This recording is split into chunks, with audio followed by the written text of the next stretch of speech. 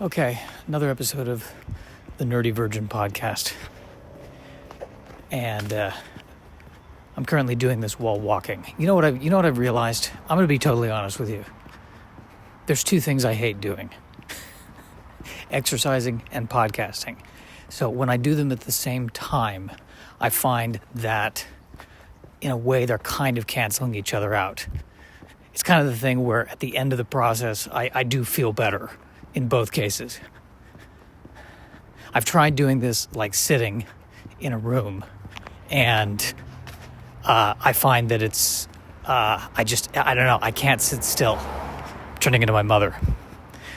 So I suppose I should start with, I got an email today from Kaiser Permanente, which is always terrifying.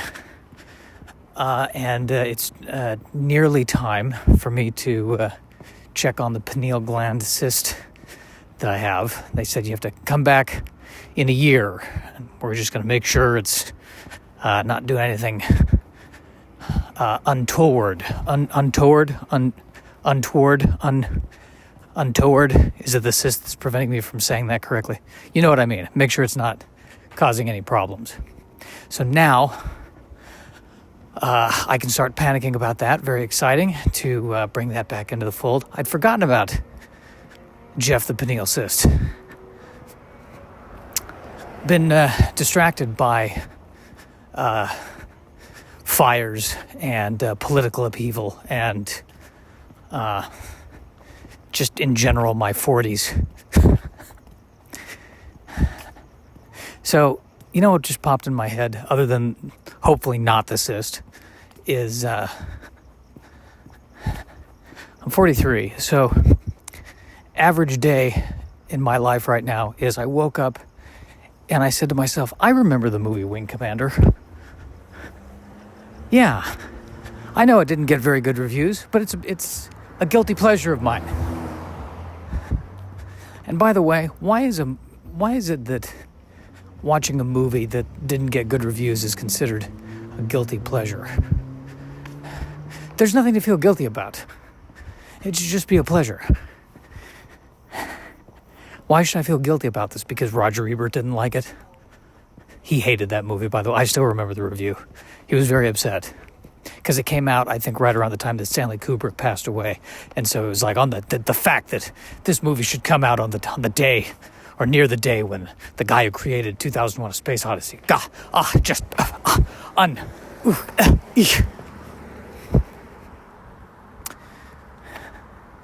I'll tell you something. You know, it's all in the eye of the beholder, because if you're not a sci-fi fan and you were forced to choose between watching Wing Commander and 2001: A Space Odyssey, for many people, either way would be lose-lose. But I think there's a lot of people out there that'd be like, you know what, Wing Commander at least has, dialogue and, humor and that kind of thing. So that's cool. Eye of the beholder, you know what I mean? Eye of the beholder. So at any rate, I am well, I'll tell you right now what I'm doing is that there's 3 people who are on the other side of the street who are, a group, and I'm very nervous whenever I see that group of people. They're laughing and talking. I go right back into elementary school. Oh, I'm a target. They're gonna make fun of me. What if they find out that I'm podcasting right now? What are they going to say? Where was I? Wing Commander, right. A pleasure of mine. I'm not going to say guilty. It's a pleasure. It's a pleasure of mine. But I think the ultimate point I'm trying to make is that I got up today, I thought about Wing Commander, wrote a few thoughts about Wing Commander, which I'll share with you in a moment, and then had some tea and walked to work. And this is what I'm doing at 43. Well, what was my dad and mom doing at 43? Raising a child.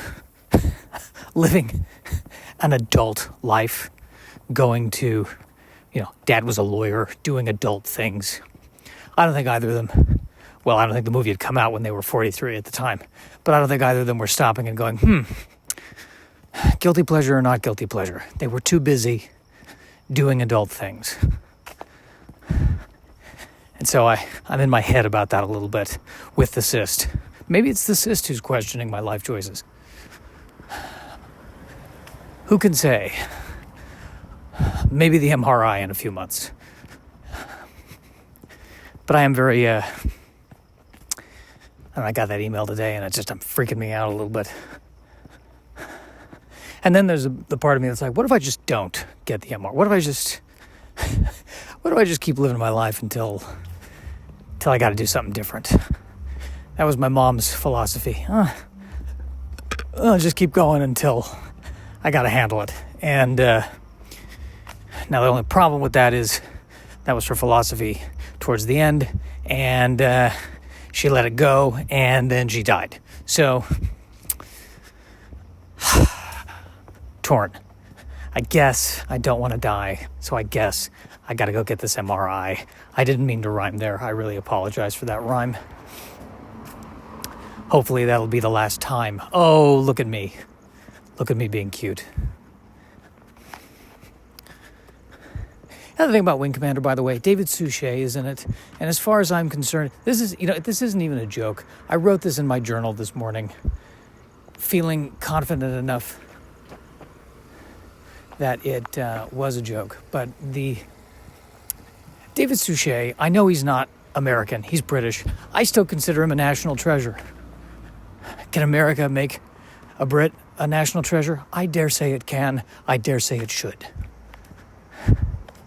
Is Brit not a nice thing to say? A British person? Apologies if I've offended the British people. But I was in the context of declaring one of them a national treasure, an American national treasure, David Suchet, who played the captain of the Tiger Claw in Wing Commander. And I'm sure, to paraphrase Michael Caine, when David Suchet saw the finished product of the Wing Commander, he probably said to himself, well, I bought a house. Hey, I bought a house. There you go.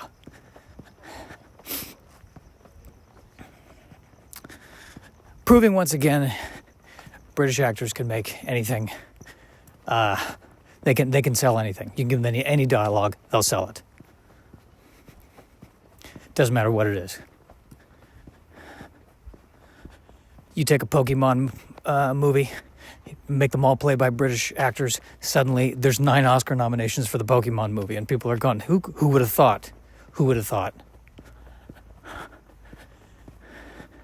You get Christopher Nolan to direct it, you're going to get some wins. That's going to be not just nominations. You're going to get wins on that.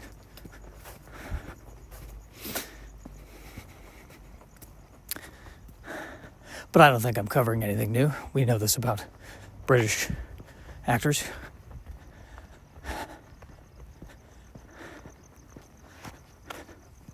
The thing I'm trying to do is I'm trying not to hold the phone as close to my face so the plosives aren't as... so the P's are a little less in your face. Should be recording this in a recording studio, but what I'm learning, the iPhone is doing something to cancel out noise to make it sound okay. I think this iPhone is the real reason why the film industry is collapsing. You don't need the industry, you just need an iPhone.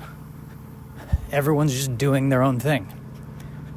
If it becomes as easy to make a movie as it does to write a novel, and film directors are essentially doing it all themselves with the assistance of AI, there's going to be so many more bad movies, and let me be the first to make one. Wing Commander is going to look, compared to these movies, like 2001: A Space Odyssey.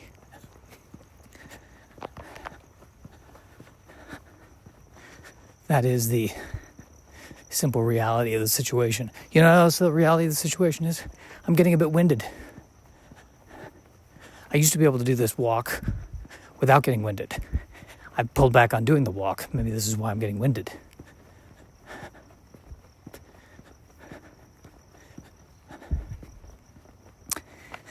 Sorry, I was just worrying about the cyst in that pause. Pardon me. Gotta do the podcasting. Can I tell you how deluded I am? So Mark Maron announces that he's stopping his podcast. And for a split second, I was like, maybe I can fill in the gap. I have all of, 0 to 2 views or listens on this thing. But maybe, listen, from one neurotic Jew to another, maybe they'll flock to me. They'll absolutely flock at this point. Flock they shall.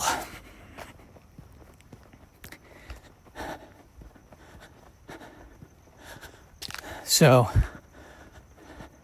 I have, by the way, can I say something else?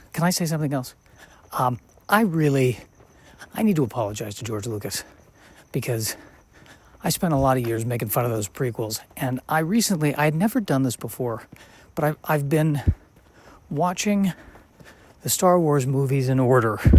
So 1, 2, 3, 4, 5, 6. And, I'll tell you something. It's really fascinating how by making the prequels the way he made them and by making the choices he made, it actually changed 4, 5, and 6. And many Star Wars fans already know this. But now, when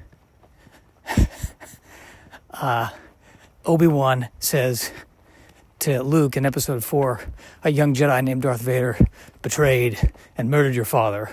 Now we know that he's kind of, that changes his character. Oh, and now we know that he's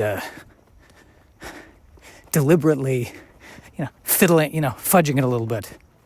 He's deliberately, and it changes who he is, I think. Makes him, there's a gray area, and I think that that's one of the themes that's really running through all those movies, is the, good within evil, evil within good, and maybe no one is all one or the other. So that was a stunning revelation that I can't share with anybody, really, because either there's two kinds of people. The diehard Star Wars fans have known this for years, and then the non-Star Wars fans have no desire to hear that. They're like, we'd rather watch Wing Commander, frankly. Ooh. It's this house with this dog that is always very protective of the house. You'd think by now the dog would know that I am not a threat. I mean, he didn't bark this time. Like, that's what, I don't know, should I be flattered that the dog gets nervous every time I walk by? Every time I walk by, the dog is like, I don't know about this one. I mean, what would be worse? That or the dog, I walk past, after walking past a few times, and the dog is like, oh, him? I can relax. He's not what's he gonna do? Cry at me? It's fine. Here, I'll open the door to the place. Please, let him try. I don't even think he could lift anything that's valuable enough for me to protect.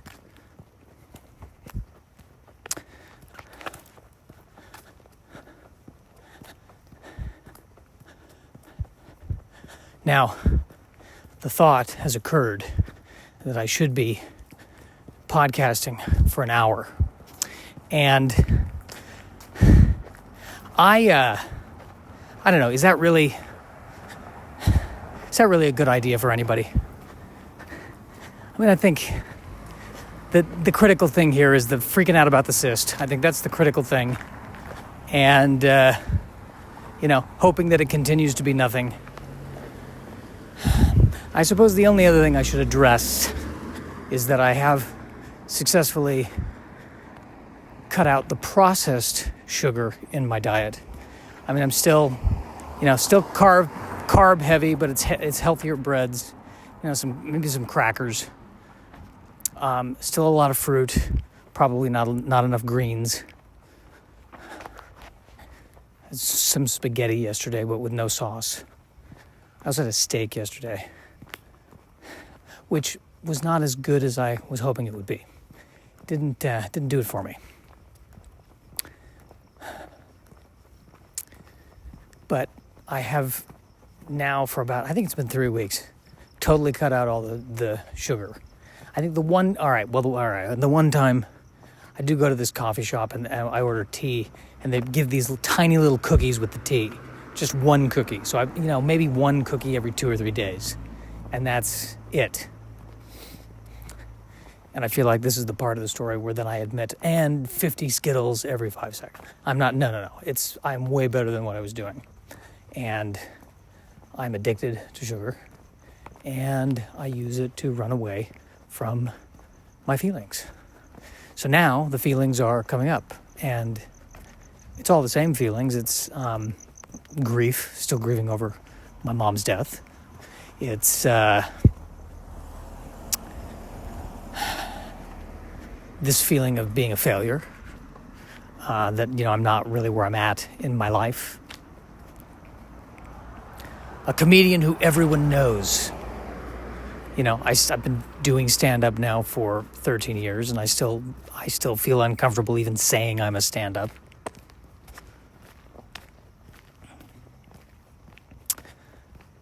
So there's still a lot of, all of that, which is just now at the forefront of my brain, hopefully not aggravating the cyst.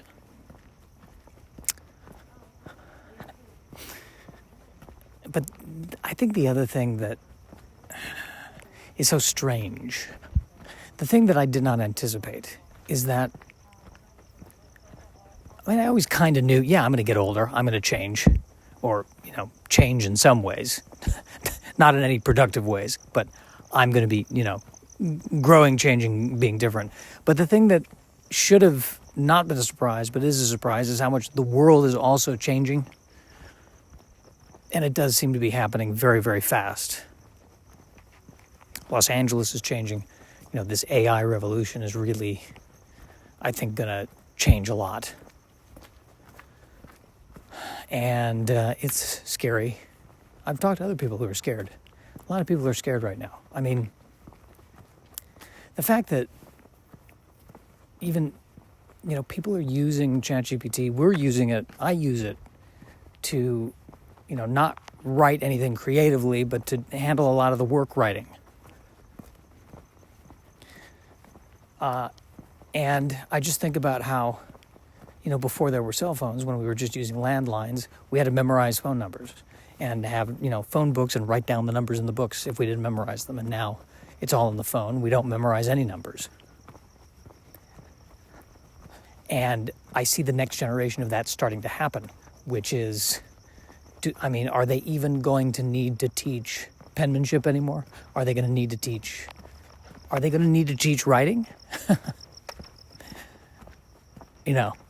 Or heck, I don't know, even reading? Or is it going to be, as we give more of these functions to the machine, what is left for the human brain to do? And are we basically inventing the technology that's going to make us extinct? This got dark. And can it help me with the cyst? I don't know. If it's better at it, then maybe I'm all for it.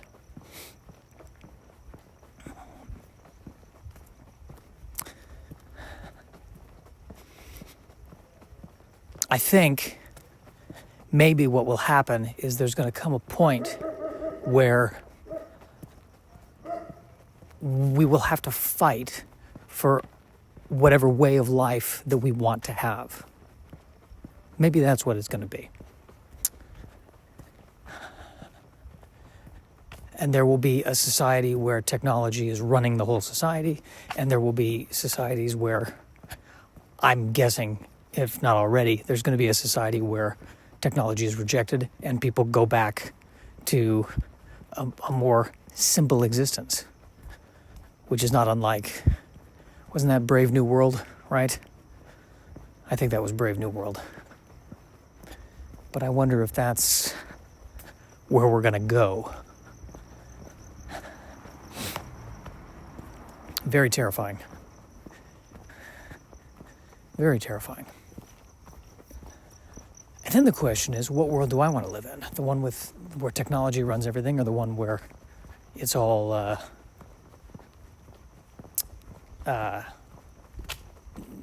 analog? And will there be a choice? That's the other question. Will this technology eventually just become something for the elite, and everyone else will be relegated to a degree of poverty? I was watching this guy Rory Sutherland was talking about. He has this. I don't know if it's his theory or someone else's theory that Elon Musk is going to, via Tesla, introduce a new kind of mobile home that's a very high-tech mobile home, basically, that's, all the technology of a Tesla, and it'll be, sizable enough that it feels like a bachelor apartment. And will the incoming generation become a generation of nomadic people, nomads, just, not owning anything except the mobile home and driving around. And, weirdly, I hate to admit this, but in a place like Southern California where there's fires and mudslides and earthquakes and what have you, that might be the way to go.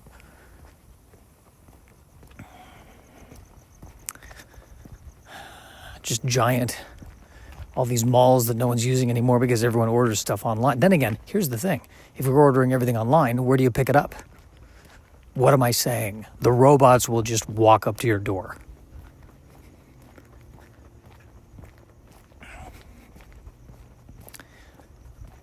Now there's an interesting society, an interlinked nomadic society, going back to being hunter-gatherers. Interesting. I don't want that. I want a foundation. That'd be nice.